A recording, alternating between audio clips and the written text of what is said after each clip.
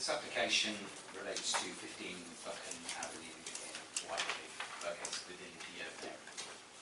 It is a detached two-storey dwelling, and the proposal is for a two-storey side and rear extension to the dwelling, as shown edged in red on the screen.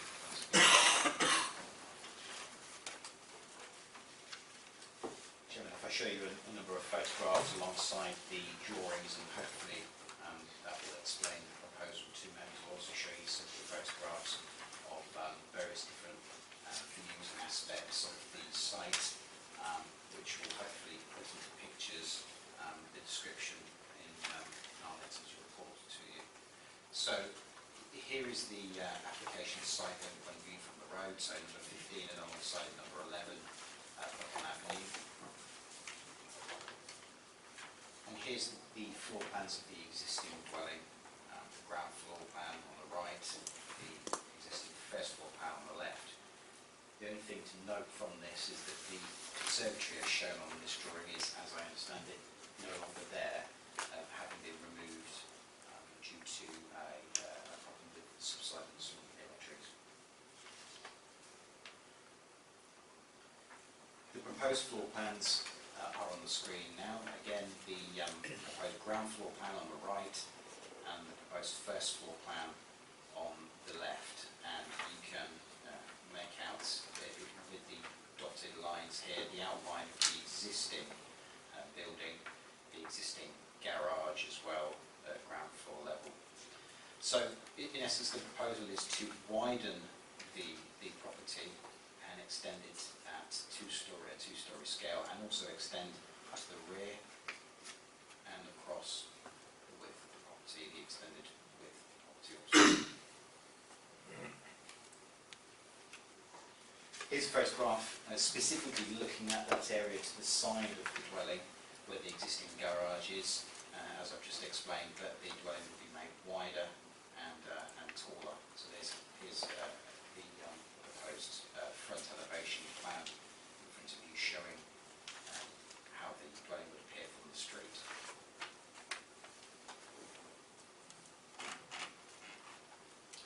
This is the proposed side elevation, so from the eastern side of the dwelling when it's extended. So the front of the side extension is set back a number of metres from the frontage of the property. And then moving round to the rear, this is a photograph of the rear of the house taken from the private drive that serves numbers 1 to 9 Buchan Avenue, and you can see from the rear of the property the outline of the roof of the conservatory, as I understand it was previously in place.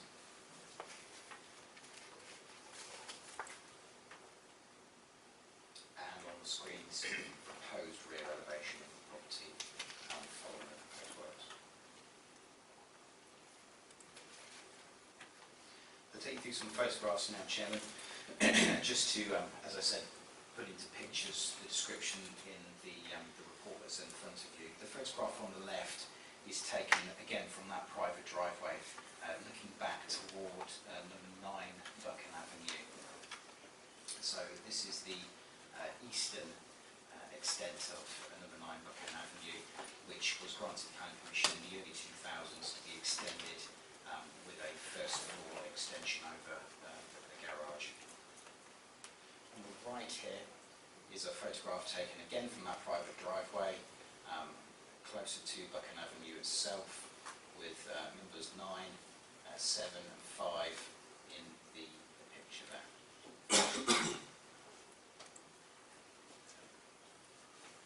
And again from that private driveway outside of, I estimate it's probably outside of number 9, this is the current view looking back towards the application site at number 15, with the trees that I mentioned in the report on the adjacent land in the background there, and to the right hand side of the photograph here, number 11.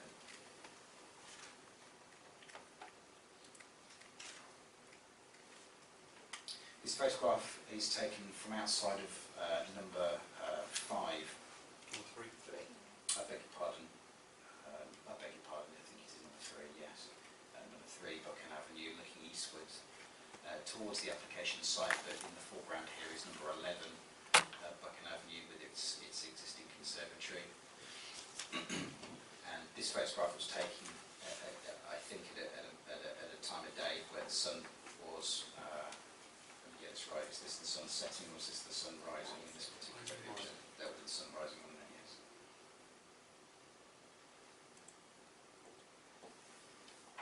And again, from that same property, looking over toward the application site,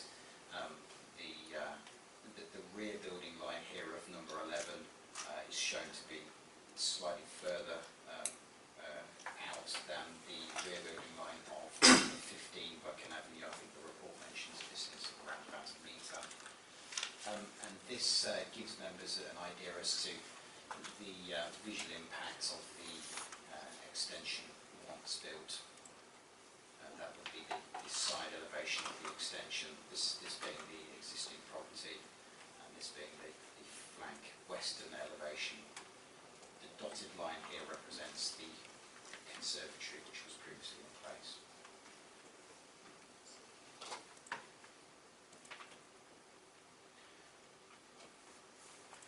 Chairman, I'm happy to take any questions after the presentations.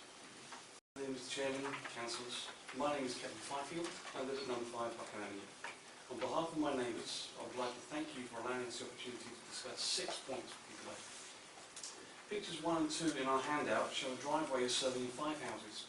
The lounge and master bedrooms of 4 of these overlook numbers 15 and 11. This is our street scene. We are concerned with the size and siting of the extension and how it will impact upon our lives. Planning tells us a 3-bed house will become 4. The report doesn't tell us that the extension will result in an overall increase in floor space of 96%, or that the 133% increase to the first floor will accommodate 1 extra bedroom and a dressing room. The development will be overpowering to the area as it does not reflect the scale or spaciousness of the surrounding dwellings and will be imposing to the adjacent footpath. Referring now to pictures 2 and 3, the planning report identifies that the Fair and Design Guidance SPD is policy that is relevant to this application. The SPD stipulates that there should be a distance of at least 11 metres from the first floor windows to the boundaries they look towards. Post-development, the rear windows will only be around 8 metres from the boundary, well short of the 11 required by policy. Also, to correct the statement in the report, the rear windows of number 15 only overlook a driveway and trees. The outlook actually also includes a garden and sitting area that is used by number 9. Considering the privacy of number 9, which was originally protected by trees, pictures 3 and 4 show that this is no longer the case. The red X's show the trees that have been removed by plot 15. With this in mind, the Design Guidance SPD stipulates that facing windows should be 22 metres apart. The rear windows of number 15 will move to within 19.2 metres of the master bedroom of number 9, contravening the policy. Although there is an offset of 16 degrees, these windows unquestionably face each other. There is a direct view into the master bedroom of number 9 that clearly violates their privacy. Pictures 5 and 6 relate to number 3, which is given very little consideration in the report. Note the almost total loss of visual amenities from the lounge. The blue area representing the extent of the visual intrusion with trees being replaced by brick. 6 shows a similar loss of visual amenity from the master bedroom window. The visual amenities of other neighbours will be interrupted, will be interrupted but to a lesser extent. The design guidance and policy DSP3 state well-designed extensions will have a minimal effect on living conditions of neighbours, with no unacceptable adverse impact by way of loss of sunlight, daylight, outlook or privacy. Given the bulk of the development, we disagree with the planning report. Number 3 will be adversely impacted in almost every way that the design guidance clearly wants to avoid. With respect to the trees, and looking at pictures 9 and 10, plot 15 has removed 12 trees from the TPO, 6 in the last 2 years. 15 and 11 have both suffered tree-related subsidence and property damage. We know the occupants of 15 found the subsidence issues to be very distressing. Yet this proposal is to build bigger and closer to the remaining tree line, reintroducing all of the risks they were previously so keen to avoid. The applicant's own tree specialists and Direct Line Insurance have identified the remaining trees as a future risk, along with a potential need for further tree removal. Soil suction from the remaining trees and swell from excess water retained within the clay soil after felling can both adversely impact soil structure for periods up to 25 years and cause significant issues to all types of foundations. Previously, trees in excess of 13 metres from the property were identified as the cause of subsidence. The new development will move for around 8 metres from the remaining trees. Note the available garden space will reduce by 30%. We also fear remaining trees may be lost in order to recover space under the guise, as before, of reducing the risk of further subsidence. The remaining tree line lines the boundary of number 15 and a public footpath. There is no comment from the Council Tree Officer regarding the future impact upon trees. Yet we all know that when problems are encountered, more trees will be lost. Lastly, looking at picture 11, work has begun.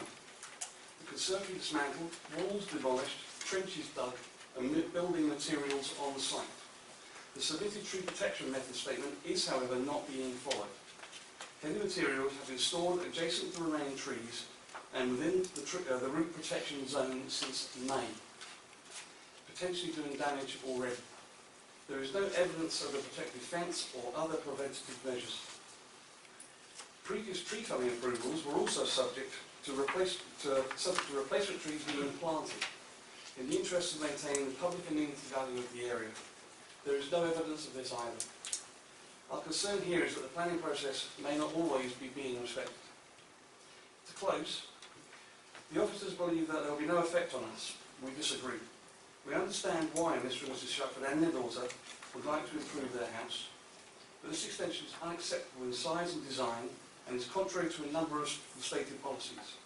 We believe that if permitted, it will have an adverse impact on our everyday lives. On these grounds, we respectfully request that you deny approval of this planning application. We thank you for your time, attention and consideration.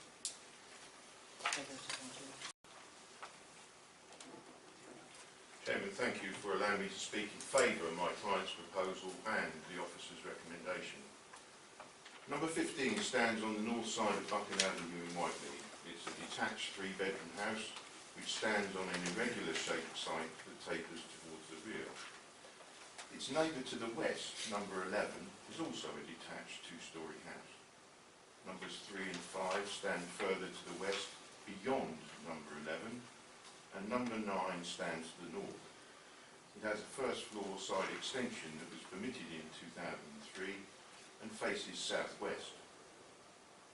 Core Strategy Policy CS17 calls for proposals to respect key characteristics of the locality and provide flexible accommodations for lifetime enjoyment. Residents often seek to adapt their homes to changing needs and aspirations. The design concept for an estate is a starting point, in my view, not a monument. Indeed, the inclusion of Section 1 in the Design SPD, headed Improving and Extending Your Home, is implicit acceptance that even a new estate is liable to change. My clients have occupied number 15 since December 2007. Policy DSP3 of Local Plan Part 2 requires that there be no unacceptable adverse impact on neighbours through loss of sunlight, daylight, outlook or privacy. The design SPD does not provide specific criteria for a 2-storey extension to the front or side of a neighbour that would be viewed across the public realm, but at least 12.5 metres between neighbours' windows and the wall of an extension is seen to minimise any loss of light or outlook.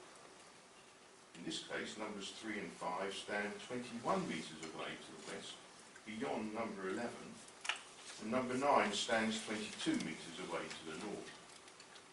The required outlook distances would be markedly exceeded in this case.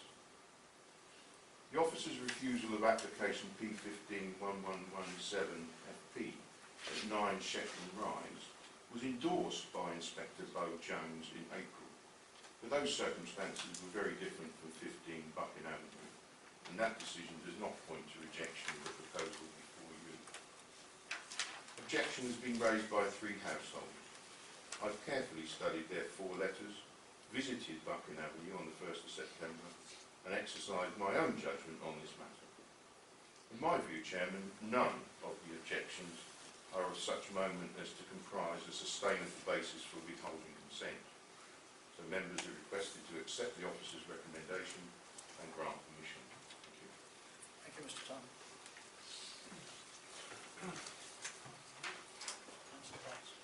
Mr. Chairman, I'm calling the application for the planning committee to consider.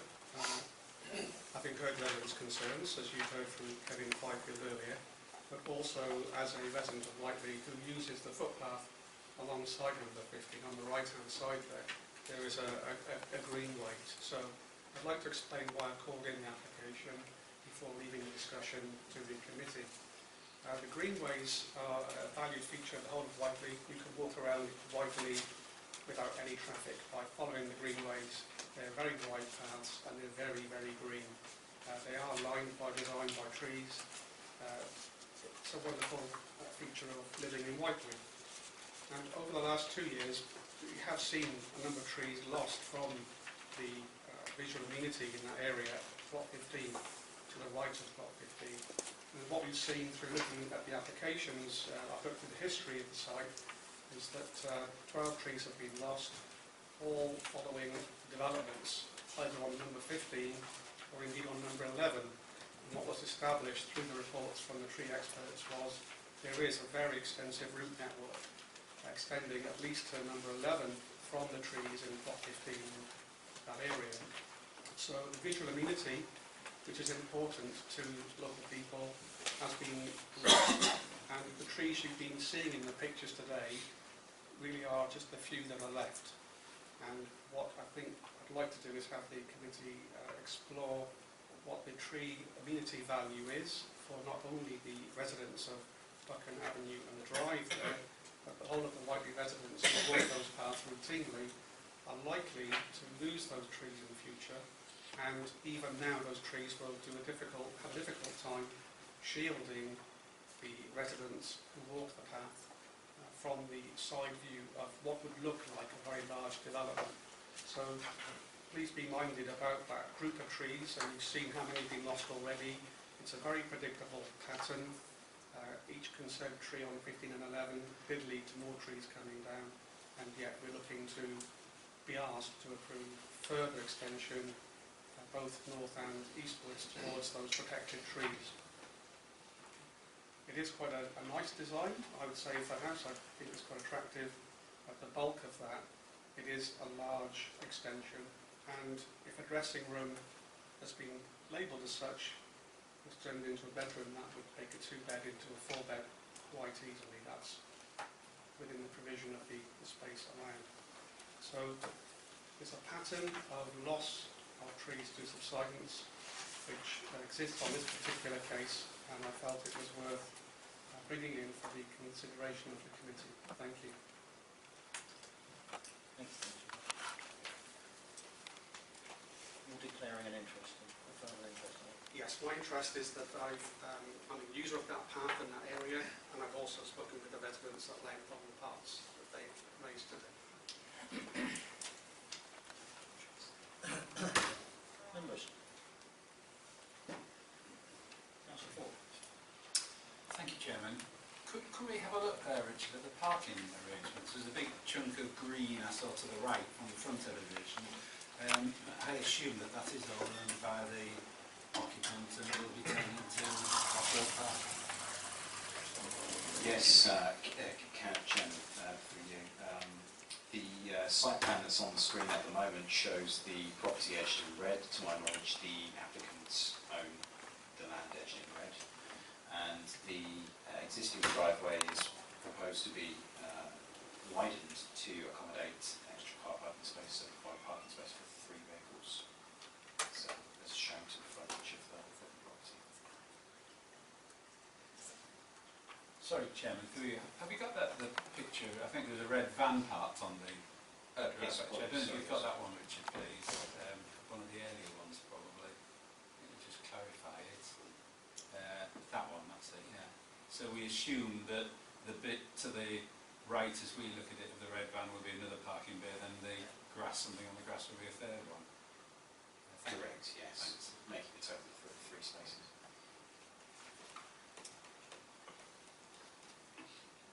Paul, there's a lot of concern about what the existing trees that have been removed have done to the properties by way of insurance claim silence. What is the threat to the current trees that are outside, which I believe belong to Farnborough Council, and how is that to be dealt with regard to future tree upset, as you call it? I presume that would be a building regulation matter, piling, whatever, so roots can still move about. Can you clarify all that? Yes, Chairman. The tree removals on the site over the last few years, the biggest removal was several years ago.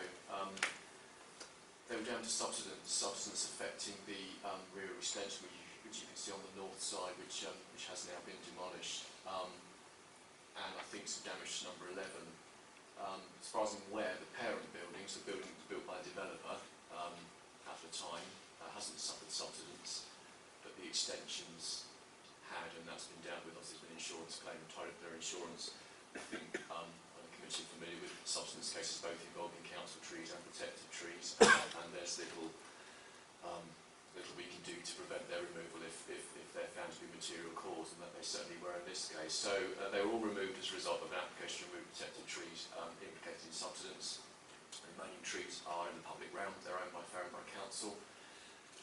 You're right, my understanding is that the below ground construction of this proposal would be a building control matter. It would be for the engineers, it wouldn't be a planning issue, so obviously their responsibility to ensure that those foundations are designed in a way that take account of a very, very mobile, what we call plastic clay soil that is sort of predominantly prevails in Whiteley, and the existence of a significant number of mature trees adjacent to it, so that is a building control engineering issue, not a planning matter.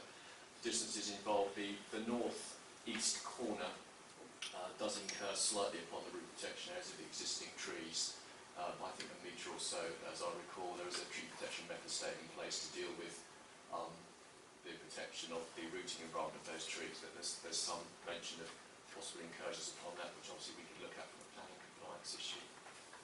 So I have no objections on the basis that if it's done properly, it would adversely affect the trees that we are actually responsible for, so they're actually council trees. So we've got a double interest, if you like. They're not just well not protected, but they're actually owned by us, and obviously the responsibility of Farnborough Council.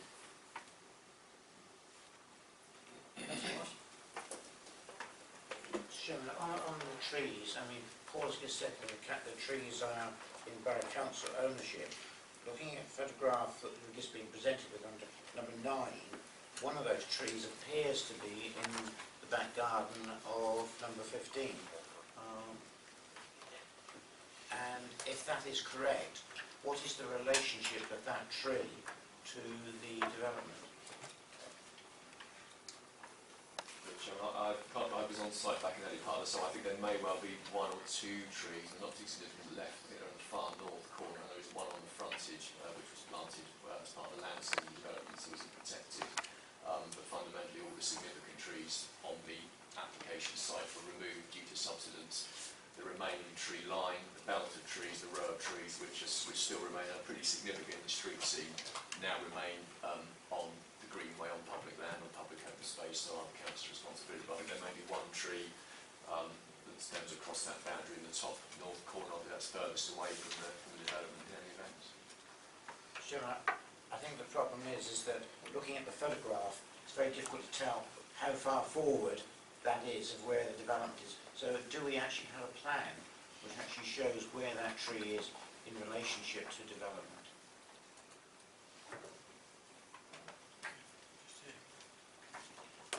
Chairman, I don't think we have anything submitted by the applicant to show the proximity of that remaining tree to the extension plan.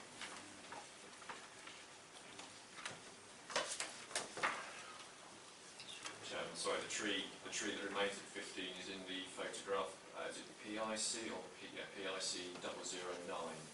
It's the right-hand one, just behind the fence. That is the one oak that remains in the property. There's a smaller awning at the front as well.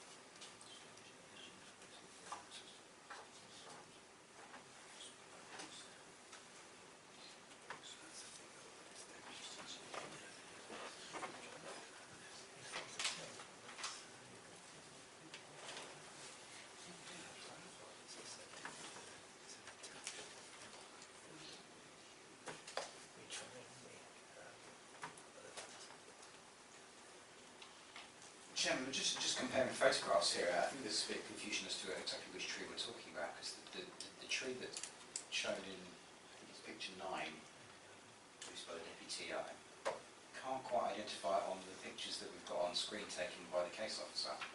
It's on pictures 9 and 11, I think. Yes. I think it's the same tree on 9 and 11 as we reported this.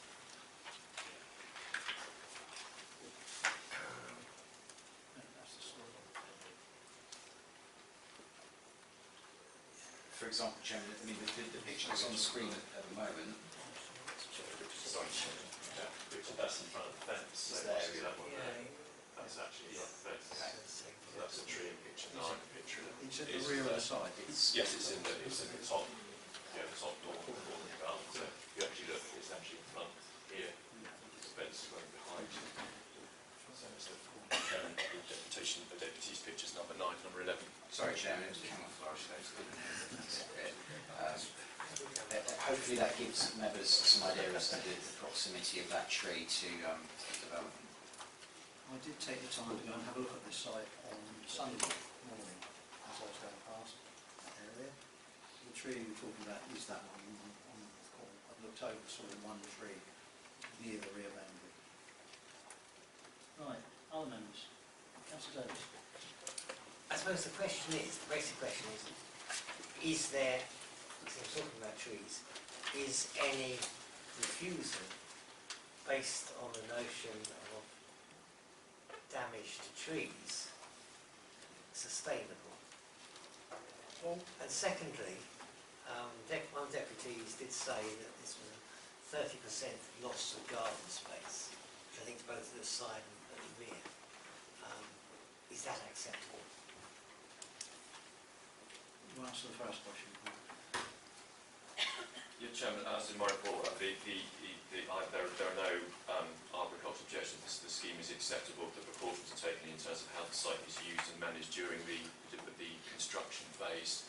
There should be no adverse impact on the remaining trees. I appreciate that anyone who's lived there for the last 5 to 7 years has experienced a fair bit of tree loss, but that is due to subsidence.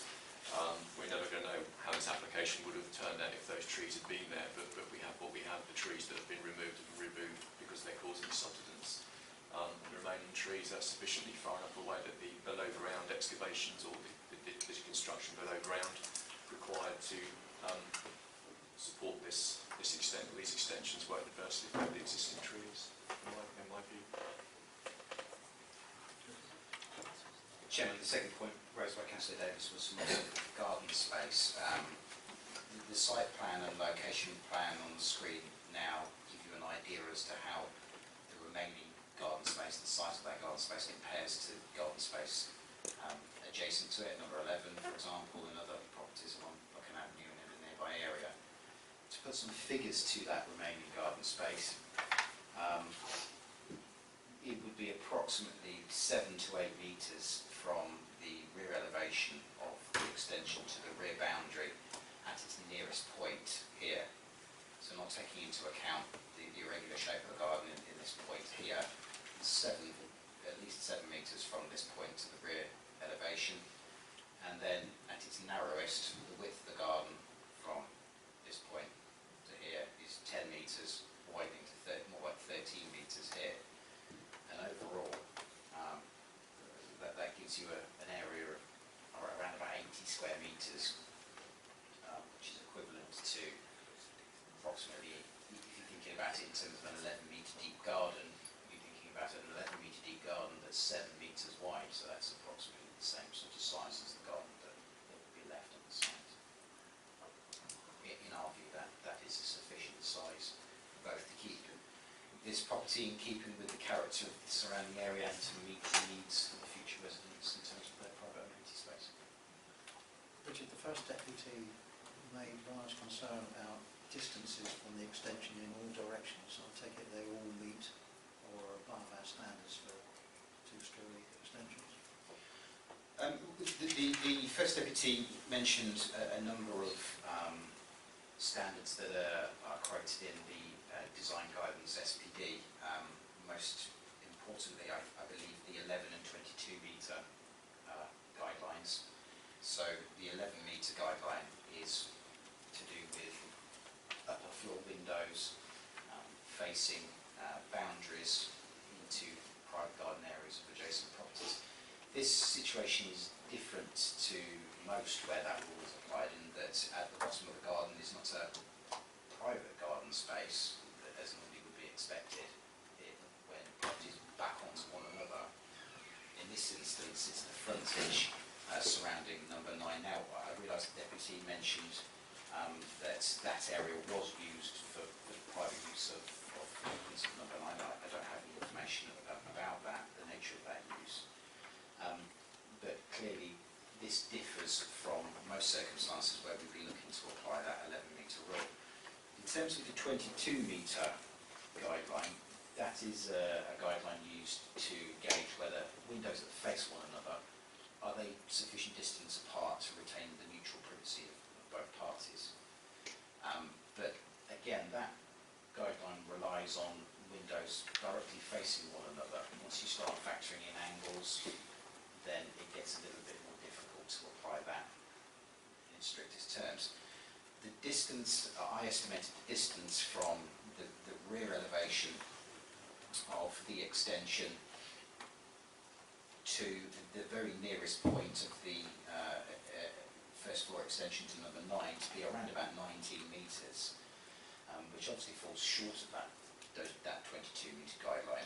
However, what I would say about that, and what's pointed out in the officer's report, is that that's not effectively a direct view. It is at an angle, an oblique angle, and those sorts of arrangements within urban areas are not unusual.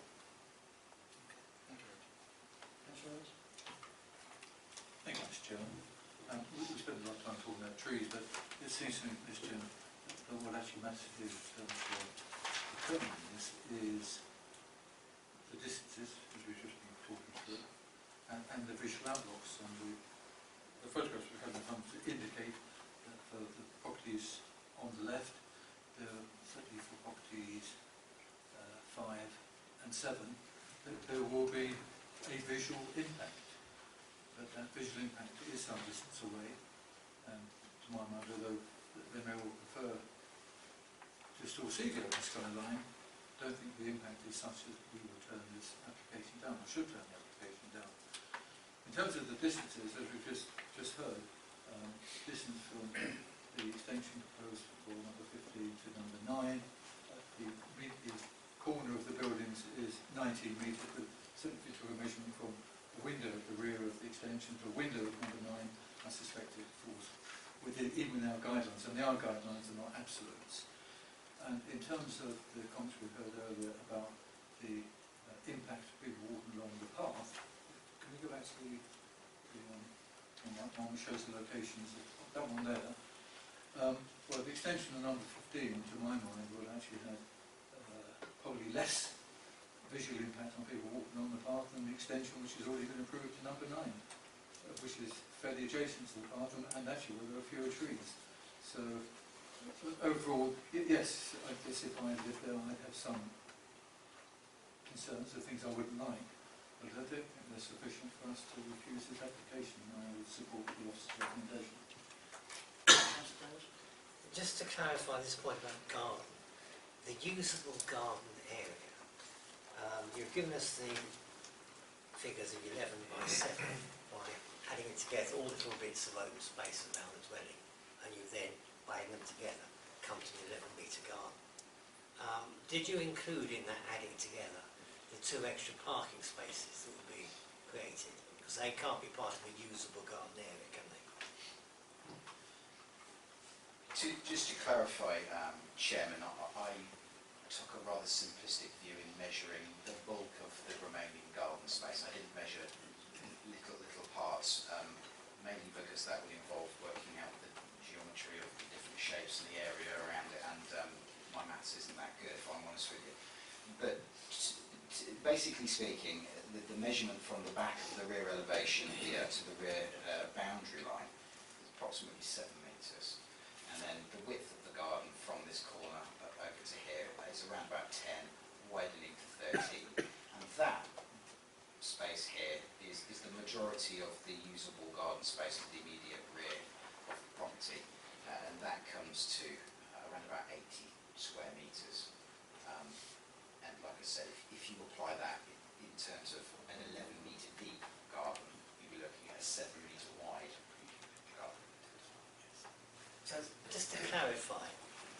not include the 2 extra parking spaces which are taking away a green area in your calculation.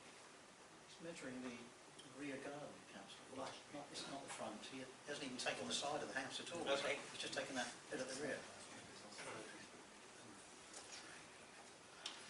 Anyone else? No? Right.